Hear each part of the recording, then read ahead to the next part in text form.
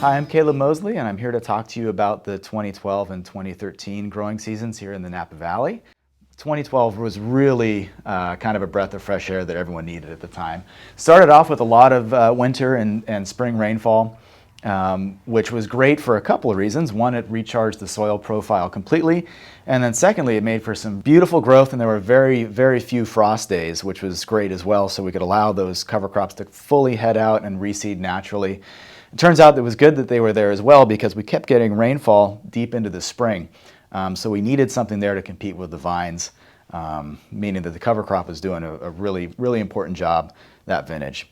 As we made it through the spring season into the summer, it turned out to be quite a mild year, and the canopies grew and grew and grew, and they grew very quickly. And it was one of the first times that I remember driving up and down to the valley, really noticing that there were some vineyards that were behind, and labor was starting to become a bigger issue in terms of getting the right people, the right place, at the right time.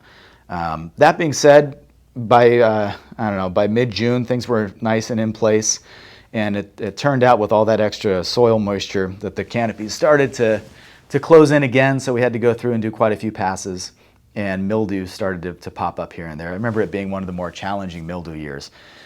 That being said, even with the extra water that created those challenges, it kind of created what we were thinking was a big crop. And with a lack of really significant heat waves or stressful events, that big crop held its weight all the way through to harvest. It was pretty much a no-drama year other than the size of the crop, which filled up tanks rather quickly. In retrospect, the wines are very fruit-forward, beautiful to drink right away. They didn't really have the tannic intensity we saw in the later vintages, but it certainly was a breath of fresh air after we got through the previous two vintages. So 2012 in a nutshell was really fun to be a part of.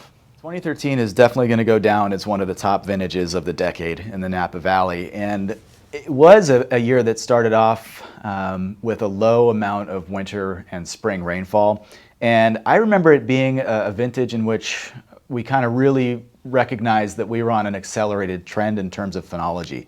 Again, going back to 10 and 11, those were late years, lots of spring rainfall, kind of a later bud break, late all the way through. 12 was a little bit better, and then 13 really got going quickly. And it was a dry spring.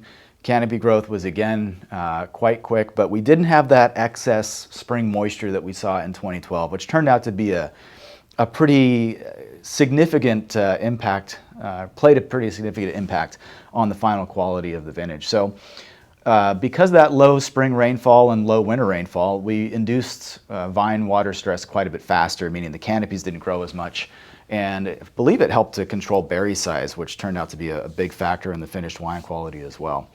Just fast, and I think by early July, I remember seeing some berries starting to turn as we went through the summer months. But a relatively long and uneventful harvest season, small berries, looser clusters, vines that had a higher level of vine water stress through the entire year, and wines that, contrasting to 2012 where everything was so giving and kind of luscious right off the bat, these wines were taut and tannic and mineral laden, and certainly winemakers, you could tell them started like contemplating the wines and trying to figure out where they were going to go. Definitely a lot more complexity to them.